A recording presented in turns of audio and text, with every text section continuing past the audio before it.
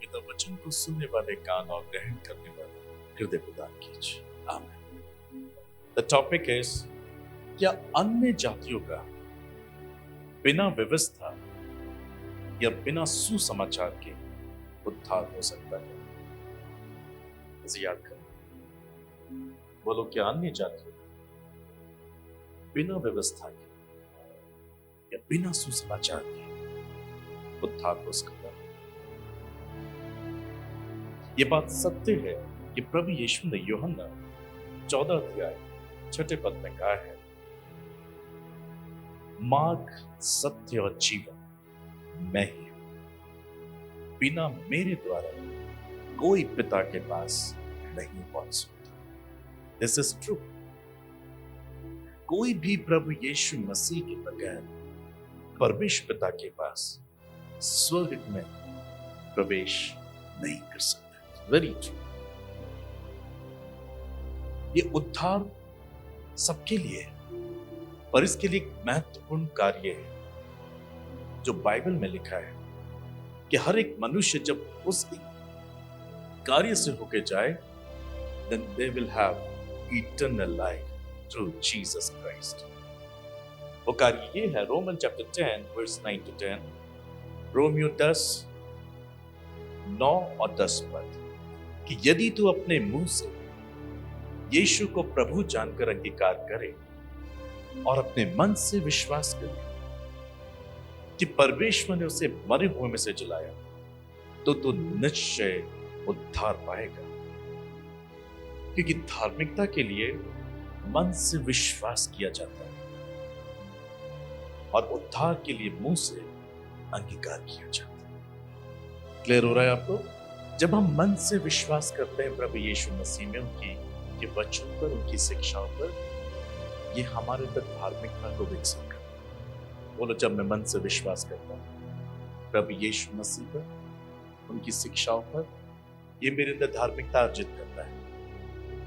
और जब मैं मुंह से अंगीकार करता हूं तो ये मेरा उद्धार करता है। सो फॉर राइचियसनेस हमें मन से विश्वास करना है और उद्धार को कंफर्म करने के लिए जबान से अंगीकार करना है। Jesus is the Lord, I believe in my heart, this is called righteousness.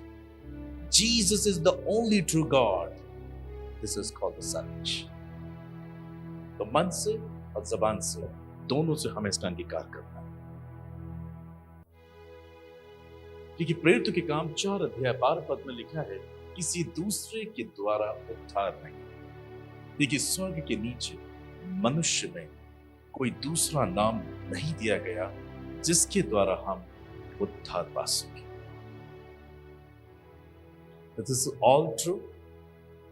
क्या यदि हमें उद्धार चाहिए, अपनी आत्मा का उद्धार चाहिए, हमें यीशु मसीह पे विश्वास करना ही होगा, मन से विश्वास करना ही होगा, जबान से अंगीकार करना ही होगा। और कोई नाम नहीं दिया गया, only the one name, that is Jesus Christ, जिसके द्वारा हमें उद्धार मिलता है। अब सवाल यह है कि अब तक के वचन ये दर्शाते हैं कि हर एक व्यक्ति को अनिवार्य है कि उसे यीशु मसीह में, सुसमाचार में, उसकी शिक्षाओं में मन से विश्वास करना। ये सभी वचन ये दर्शाते हैं कि हर एक व्यक्ति को अनिवार्य है कि उसे इन बातों पर न सिर्फ मन से विश्वास करना है और फिजिकली अपने मुंह से इसका अंगीकार भी करना है। केवल और ओनली केवल तभी उद्धार हमें प्राप्त होगा। तो सवाल ये है, जिनके पास सुसमाचार नहीं पहुंचे, जिनके पास प्रभु यीशु की शिक्षा नहीं पहुंची, उनका उद्धार कैसे? जब सुना ही नहीं, मिला ही नहीं, कैसे विश्वास करेंगे मन से? और जिस बात को सुना नहीं, उन तक पहुंचाया नहीं, क्यों कर वो अपनी जबान से अंगीकार करें? क्या इन सब चीजों के बावजूद मानव जाति का उद्धार हो सकता है? Think about this. सोचिए इस बात को। प्रेम का परमेश्वर जो राजाओं का राजा है, जो प्रभुओं का प्रभु है, जो स्वर्ग और पृथ्वी और समुद्र और जो कुछ उसके अंदर है, उन सब का बनाने वाला परमेश्वर, जो अपने वचन की सामर्थ्य से सब कुछ संभालता है, जिससे कभी कोई गड़बड़ी हो नहीं सकती, जिसे बाइबल प्रेम कहती है, जो स्वयं अपने आप में प्रेम। He is a compassionate, filled with great love, unconditional love. वो प्रेम का परमेश्वर चाहता है कि सभी मनुष्य का उद्धार। The answer is, इसके बावजूद कि इंसानों के पास सुसमाचार ना पहुंचे, व्यवस्था ना पहुंचे, मसीह का नाम तक ना पहुंचे, बाइबल में उनके लिए उद्धार दर्शाया गया है। इससे पहले मैं आगे जाऊं, थोड़ा सा सोचो। अगर जो आदमी जिंदा है, हम जैसे लोग जिसके पास वो समाचार आ गया, प्रभु यीशु मसीह को सुनने का हमें मौका मिला, हमने विश्वास किया, अंगीकार भी किया, तो जो प्रभु यीशु मसीह के आने से पहले मर गए, विश्वास के आने से पहले, उद्धार के आने से पहले, उन आत्माओं का क्या होगा? अगर हम इन स्टेटमेंट पे बिलीव कर भी ले कि जब तक यीशु मसीह में अपने हृदय से विश्वास नहीं करेंगे, मुंह से अंगीकार नहीं करेंगे, तो उद्धार नहीं पा सकते। तो मसीह यीशु के आने से पहले आदम टू मलाकी, आदम से मलाकी तक जितनी आत्माएं आई, अच्छे हृदय की आत्माएं और बुरे हृदय की आत्माएं, ये सब किस दायरे में जाएंगी? क्योंकि उन्होंने तो विश्वास को नहीं जाना था, उन्होंने तो विश्वास का अंगीकार भी नहीं किया था। ये आत्माएं कैसे बची? या परमेश्वर उन्हें तबाह कर चुका है और यीशु के बाद के जीवन को वो ध्यान देता है? सोचिए इस बात। इतना ही नहीं, सोचिए जो बच्चे मात्र 5 जन्मे बच्चे जो गर्भ में ही मर जाते हैं या पैदा होने के कुछ समय बाद मर जाते हैं, जो अभी इतने अबोध बालक हैं कि वो विश्वास को समझ पाने में अभी छोटे, विश्वास को समझने की बुद्धि भी उनके पास नहीं है, ऐसी स्थिति में उनकी मृत्यु हो जाती है, उनका उद्धार कैसे होगा? ये बहुत बड़ा विषय है। जन्मे और अजन्मे बच्चे कैसे अपने विश्वास का अंगीकार करेंगे? कैसे मन से विश्वास करेंगे? कैसे जानेंगे सुसमाचार के उद्धार के लिए? अगर हम इस बात पे विश्वास करें कि only believe in Jesus in our heart and proclaim His word through mouth, then salvation confirmed होगा। तो आज जन्मे शिशुओं का क्या होगा? मिसकैरेजेस बच्चों का क्या होगा? और यीशु से पहले वह लोगों का उद्धार कैसे होगा? प्रेम का परमेश्वर नहीं चाहता कि कोई भी नाश हो। 1 तिमोथी चैप्टर 2 वर्स 4, पहला तिमोथी 2:4 में लिखा है, वो ये चाहता है कि सब मनुष्य का उद्धार हो और वे सत्य को भली भांति पहचान ले। परमेश्वर क्या चाहता है? सब मनुष्य को उद्धार। सब मीन्स सब, पृथ्वी पर जितने मनुष्य हैं, इंसानों ने जातियों में बांट दिया, धर्मों में बांट दिया, मगर परमेश्वर मात्र उन्हें अपनी सृष्टि समझता है, उन्हें अपनी स्वरूप, अपनी समानता का दर्जा देता है। परमेश्वर चाहता है कि उन सभी मनुष्य का उद्धार हो और वो सत्य को, सच्चाई को, ट्रुथ को भली भांति समझ ले। Are you with me? तो परमेश्वर चाहता है कि सबका उद्धार। मैं आपको मात्र शब्दों से नहीं बोलूंगा, मैं आपको पूरे रेफरेंस दूंगा। अन्य जाति जो देवी देवताओं के पीछे चलते हैं, फिर भी ये लोग अपने विवेक के द्वारा जीवन जीते हैं, अपने कॉन्शियस के द्वारा ये जीवन जीते हैं। भले ही वो देवी देवताओं के पीछे चलते हैं, उसके बावजूद भी वो अपने विवेक के द्वारा, अपने कॉन्शियस के द्वारा अपने जीवन को जीते हैं। ये हम कैसे जाने? रोमी 1:20 में लिखा, the book of Roman chapter 1 verse 20, क्योंकि उसके अनदेखे गुण अर्थात उसकी सनातन सामर्थ्य और परमेश्वर तत्व जगत की सृष्टि के समय से उसके कामों के द्वारा देखने में आते हैं। यहां तक कि वे निरुत्तर हैं। कौन निरुत्तर है? अच्छे हृदय वाले लोग सृष्टि के कामों को देखकर परमेश्वर के अस्तित्व पर विश्वास करते हैं। ये वो लोग हैं जिनके पास सुसमाचार नहीं है। ये वो लोग हैं जिनके पास व्यवस्था नहीं पहुंची।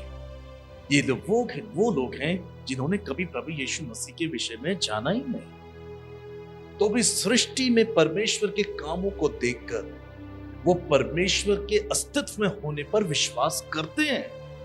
आप किसी भी अन्य जाति के पास जाइए, पूछिए, do you believe in God? कहेंगे yes, we believe in God. एक ऊपर है, एक परमेश्वर है। सृष्टि के कामों को देखकर वो उसके अस्तित्व पर, उसके एग्जिस्टेंस पर बिलीव करते हैं। इट डजंट मैटर कि वो क्राइस्ट को नहीं जानते, वो सुसमाचार को नहीं जानते। आप में से कई लोग वहीं से आए, मैं भी वहीं से आया। भले मैं मसीह को नहीं जानता था, सुसमाचार मेरे पास नहीं था, बट येट आई बिलीव कि ऊपर नीले आसमान पे एक ईश्वर रहता है, एक खुदा रहता है, एक परमेश्वर रहता है। वो अलग बात है कि हमें ये नहीं मालूम वो है कौन।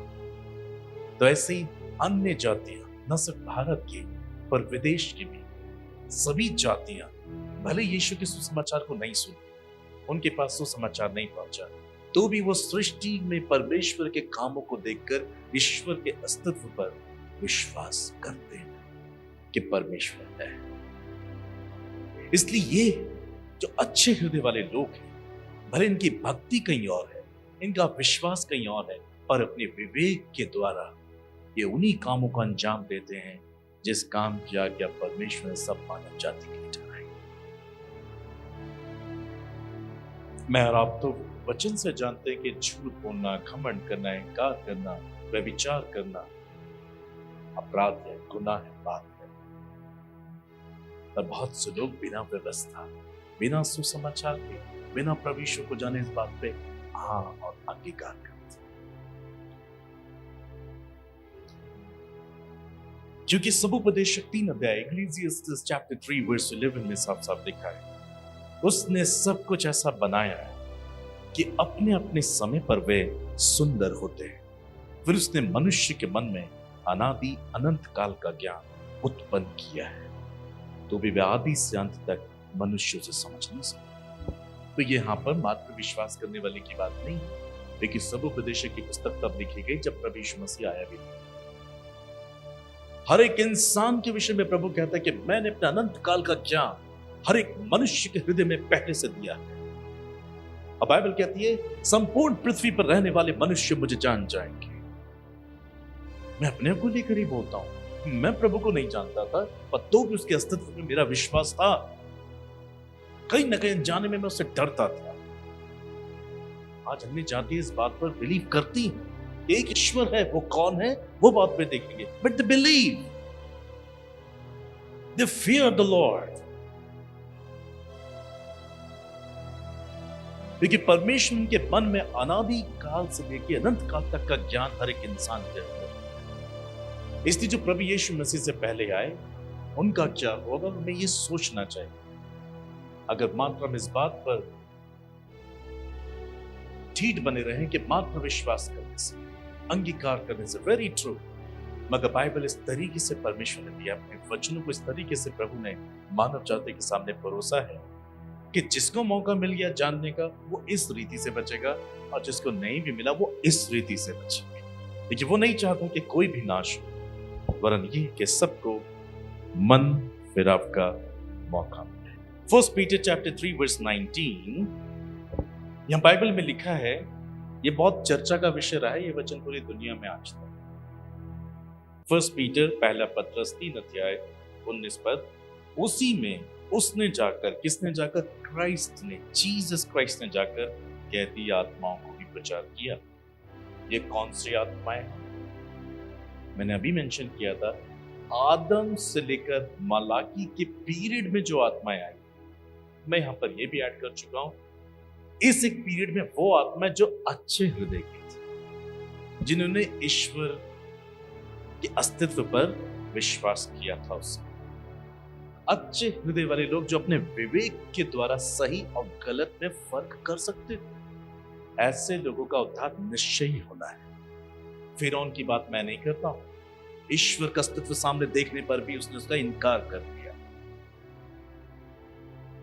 मैं उनकी लोगों की बात नहीं कर रहा हूं, ऐसे लोग, पर ऐसे लोग जिन्होंने ईश्वर के अस्तित्व में विश्वास भी रखा है और अच्छे हृदय के रहे हैं, भले ही विश्वास को नहीं जान पाए, सुसमाचार नहीं सुनने पाए, व्यवस्था नहीं थी उनके पास, but they believe in God. पर यीशु के आने से पहले वो मर गए। ये कैसे बचेंगे? ये पद बताता है प्रभु यीशु मसीह जब क्रूस पर मरा तो हमारे लिए वो तीसरे दिन जी उठा, मगर उस एक अंतराल में वो इन आत्माओं के पास पहुंचाया गया। आप कहेंगे ये आत्माएं कहां थी? क्योंकि शब्द है कैदी। देखो, कैदी शब्द का अर्थ हम सबके दिमाग में एक रहता है, सजा पाया हुआ गया। सजा पाए हुए लोग उन्हें कैदी या प्रिजनर कहेंगे, पर यहां पर वो अर्थ नहीं। यहां पर कैदी शब्द का जो अर्थ है वो बहुत डिफरेंट है। स्वर्ग जाने के लिए एक बाधा, स्वर्ग पहुंचने के लिए एक रुकावट। तुम अभी नहीं जा सकते, इसलिए तुम्हें कैद में रखा है। कैद का मतलब वो सजा में नहीं। अधलोक, अधलोक से ऊपर है ऊपर लोक, ये वेटिंग प्लेस है। यहां पर रह रही थी वो आत्माएं जो अच्छे हृदय की थी, जो अपने विवेक से सही और गलत में फर्क करना सीख सकती थी। उन आत्माओं को प्रभु यीशु परमेश्वर ने ऊपर लोक में रखा। अब ये ऊपर लोक समझ जाओ, जैसे खुद प्रभु ने दर्शाया पैराडाइज के नाम से, उन डाकू को भी यही भेजा।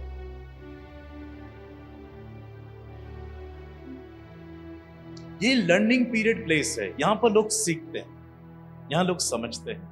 तो वो सभी आत्माएं जो अच्छे हृदय की थी, जो विवेक के द्वारा अपना जीवन जी रही थी, वो यहीं पे ठहराई हुई थी। स्वर्ग नहीं खोला गया था इनके लिए, बट दे हैव लाइफ। उन्हें इंतजार करना था, अभी क्रूस पर एक यीशु को मरना था। उन्होंने यीशु मसीह के जीवन पे विश्वास करना था और उसी के द्वारा मात्र उनके लिए उद्धार का दरवाजा खुलेगा। तो प्रभु यीशु मसीह जब मरा तो ऊपर लोक में इन्हीं सभी आत्माओं को उसने प्रचार किया, that I am the way, the truth and the life. Believe in me. I am the life and I am the resurrection. उसने ऊपर लोक में रहने वाली इन आत्माओं को प्रचार किया और उसी वक्त परमेश्वर उनके लिए स्वर्ग के दरवाजे खोले। अब ये वहां से शिफ्ट हो चुकी है, अब ये हेवन में। वही सुना, तो ये वो कहती आत्माएं, ये कोई सजा पाई हुई आत्माएं नहीं है। लेकिन जिनको सजा मिल चुकी है उनको किस बात का प्रचार? उनका तो जजमेंट हो चुका। पर ये वो आत्माएं जो आदम से लेकर मलाकी तक, उनमें वो लोग जो अच्छे हृदय के, जैसे कि राहाब वैश्या थी तो वैश्य, पर इस्राएलियों के लिए उसने एक बहुत बड़ा करुणा का काम किया। अच्छा हृदय था। व्यवस्था नहीं तो पाप भी नहीं गिना जाएगा। प्रभु ने उस पर दया की, वो यहां थी। उसने यीशु को देखा, उसने यीशु भी विश्वास किया और वो स्वर्ग पहुंची। ये वो कहती आत्माएं। सो अब कोई रुकावट नहीं है, क्योंकि एक ही जो स्वर्ग से उतरा, पहले वही स्वर्ग पहुंचा और उसके बाद सब लोग स्वर्ग पहुंचाएंगे। देखिए यूहन्ना 3:36 पद में लिखा है, जो पुत्र पर विश्वास करता है अनंत जीवन उसका है, परंतु जो पुत्र को नहीं मानता वो जीवन को नहीं देखेगा, परंतु परमेश्वर का क्रोध उस पर रहता है। तो परमेश्वर ने सिर्फ उन्हें नहीं बचाना जिनके पास सुसमाचार पहुंचा, क्राइस्ट पहुंचा, व्यवस्था पहुंची, व्यवस्था से पाप की पहचान पहुंची, मगर परमेश्वर उनको भी बचाने की ताकत रखता है जो यीशु मसीह से पहले तक है। या अब हमारे संसार में ऐसे बहुत से लोग होंगे जिनके पास सुसमाचार अभी तक नहीं पहुंचा। मैं भी किसी गांव में था, जो हमारी सेवा के लिए वहाँ एक आदमी ठहराया गया था, जो हमें फूड प्रोवाइड करता, पानी प्रोवाइड करता। तो हमने उसको बोला, Do you know Jesus Christ? Who is this? ये कौन है सर? मैंने अपने यीशु मसीह को जिंदगी में कभी नहीं सुना, पहली बार वो यीशु का नाम सुना। कितनी कैसी ताज्जुब वाली बात है ये। मैं हैरान हो गया ये सुनकर कि उसने यीशु का नाम तक नहीं सुना। खुद यीशु मसीह ने भी कहा, तुम पूरे इस्राएल में भी ना फिर चुकोगे कि मनुष्य का पुत्र आ जाए। फिर ये भी कहता है कि सारी पृथ्वी पर सुसमाचार प्रचार किया जाएगा, तब अंत आ जाएगा। परमेश्वर दो प्रकार से बातें कर रहा है, और दोनों में उसकी कोशिश है, जिनको मौका मिला वो ऐसे बचे, जिनको नहीं मिला वो ऐसे बचे। अब आप ये मत बनिए अपनी दृष्टि में बुद्धिमान की, ठीक है अब क्या बताएं अपनी ताई को, क्या बताएं अपनी बुआ को, अच्छा दिल होगा अपने आप जी की। आपको पता है उन्हें बताना है तो आपको बताना ही होगा। तो क्या आपको मालूम है बताना है? ये उन लोगों के लिए दया दी गई है परमेश्वर की जिनके पास कोई पहुंचा ही नहीं, जिनके पास सुसमाचार ही नहीं पहुंचा, ना पहुंचेगा उनके पास। तो जिसके पास पुत्र है उसके पास जीवन होगा, जिसके पास पुत्र नहीं वो जीवन को नहीं देखेगा मगर श्वेत सिंहासन पर वो ईश्वर के दंड को देखेगा, जजमेंट को देखेगा।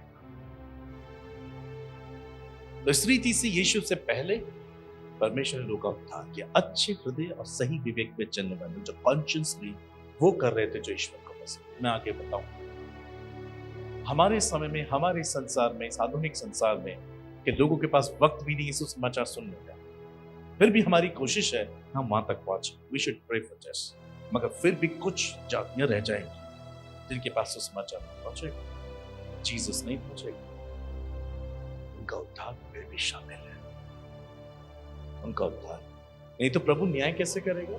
मान लीजिए सिस्टर ब्लॉसम के पास सुसमाचार नहीं पहुंचा, उन्होंने जीसस क्राइस्ट को भी नहीं सुना, और ऐसे में जो वक्त आएगा वो चली गई, उनका न्याय होगा, तो वो खुलकर अपने डिफेंस में बात कर सकती हैं कि आप किस बिहाफ में मुझे नर्क देंगे जब मुझे पता ही नहीं आपके विषय। आप वचन को भी वहां कोट लिखा है कि if you believe in my son that you will have eternal life, तो मैंने आपके सन को नहीं जाना, आप मुझे कैसे नर्क में? तो परमेश्वर तो अपने लेखे में कैसे रह जाएगा?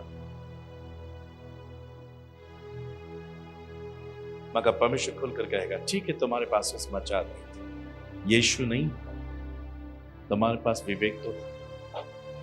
मुझे बताओ बेटा, झूठ बोलना गलत है या सही है? नहीं प्रभु गलत है, फिर भी तुमने माना। ऐसे असंख्य लोगों से बोलेगा ठीक है तुम्हारे पे व्यवस्था नहीं, तुम्हारे पास सुसमाचार नहीं, तुम्हारे पास जीसस क्राइस्ट नहीं, बताओ उपवास ना करना गलत है या सही? बोले हाँ प्रभु गलत है। तुम्हें कैसे पता है? तुमने अपने विवेक के अगेंस्ट में जाकर जीवन जिया, उसके बाद कोई बच नहीं सकता। परमेश्वर ने सबका उद्धार शामिल किया है अगर कोई इसे यूटिलाइज करना सीखे।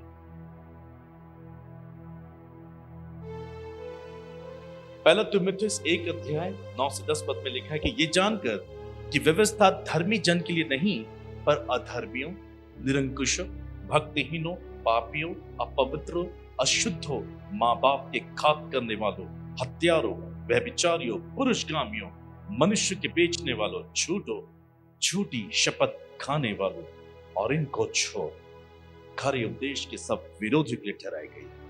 अगर इस एक पूरे वचन में किसी को जोड़े अगर हम, तो अन्य जातियां फिट बैठती हैं इसमें।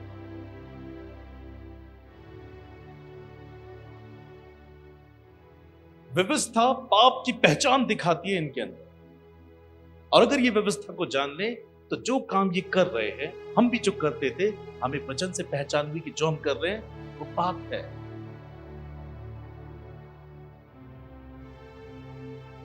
मगर अगर व्यवस्था नहीं पहुंची तो उन्हें पाप की पहचान कैसे होगी? इस पद से इब्रानियों 10 अध्याय 16 पद में लिखा है कि प्रभु कहता है कि जो वाचा मैं उन दिनों के बाद उनसे बांधूंगा वो ये है कि मैं अपनी व्यवस्था को उनके हृदय पर लिखूंगा और मैं उनके विवेक में डालूंगा, मैं उनके कॉन्शियस हार्ट में अपनी व्यवस्था बोल दूंगा। एक नया प्रॉमिस परमेश्वर ने किया था कि मानव जाति को अब इस बात का इंतजार नहीं करना कि उनके पास सुसमाचार पहुंचे या नहीं पहुंचे, क्योंकि मैं उनके विवेक के अंदर, उनके हृदय के अंदर अपनी व्यवस्था को लिख दूंगा। यिर्मयाह चैप्टर 31 वर्स 33, यिर्मयाह 31 अध्याय 33 पद में यह बात पहले आई, परंतु जो वाचा मैं उन दिनों के बाद इस्राएल के घराने से बांधूंगा वो ये है कि मैं अपनी व्यवस्था उनके मन में समाऊंगा, उसे उनके हृदय पर लिखूंगा और मैं उनका परमेश्वर ठहरूंगा, वो मेरी प्रजा ठहरेंगे। यहोवा की ये वाणी है। भले ही अन्य जाति लोग, सुसमाचार ना सुने हुए लोग ईश्वर के अस्तित्व में विश्वास तो करते हैं, ईश्वर के काम को देख आपने अक्सर देखा होगा अन्य जाति हमसे भी कई बार, हम तो चलो जानते हैं, पर जो नहीं भी जानते कहते हैं ना, ऊपर वाले से तो डर। अरे हम तो बहुत बहुत क्यों करते हैं वही एक्शन? दे बिलीव एक गॉड है, कौन है ये नहीं मालूम, बट दे बिलीव, क्योंकि उनके हृदय में व्यवस्था लिखी हुई है, उनके विवेक के अंदर ये बात सेट की हुई है, देयर इज गॉड ऑलमाइटी। अन्य जाति बिना व्यवस्था के ईश्वर की बनाई गई आंतरिक व्यवस्था के अधीन है। हम तो प्रैक्टिकली वचन के अधीन है, पर उनके पास, जिनके पास वचन नहीं है, वो आंतरिक जो उनके मन के अंदर व्यवस्था है, उनके विवेक के अंदर, हृदय के अंदर जो व्यवस्था है, वो उसके अधीन रहते हैं।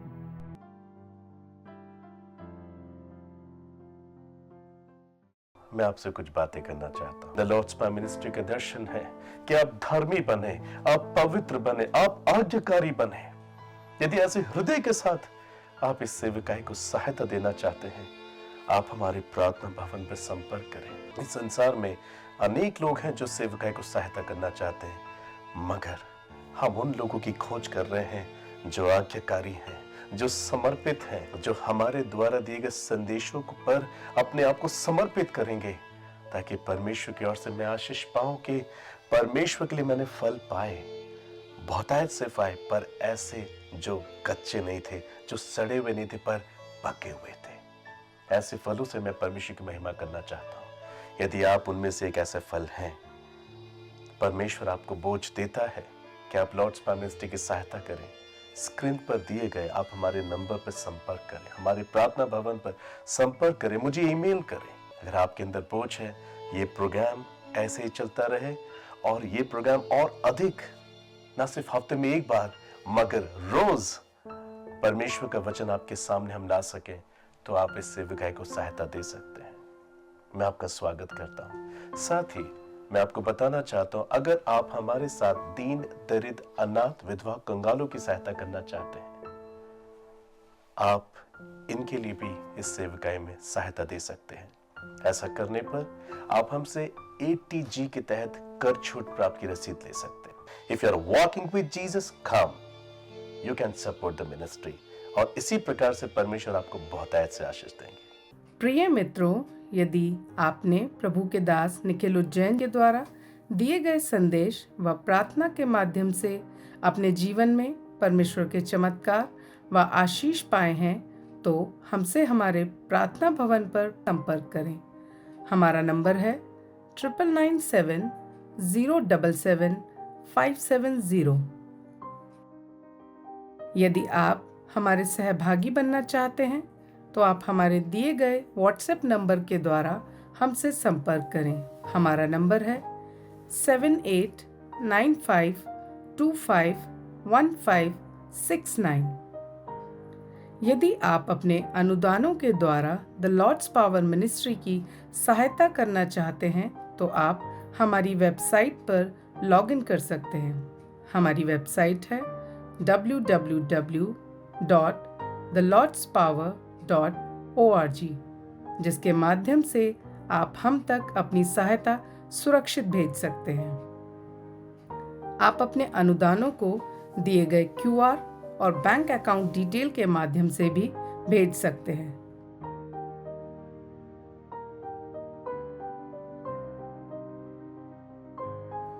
प्रिय मित्रों, हमारे दानदाताओं को द लॉर्ड्स पावर मिनिस्ट्री में योगदान करके कर प्राप्त करने का विशेष अधिकार प्राप्त है। सामाजिक कारणों के लिए द लॉर्ड्स पावर मिनिस्ट्री को किए गए दान पर भारतीय आयकर अधिनियम की धारा ATG के अनुसार कर छूट है। सहायता हेतु दिए गए नंबर पर संपर्क करें 9997077570 या हमारी वेबसाइट www.thelordspower.org पर लॉगिन करें। धन्यवाद।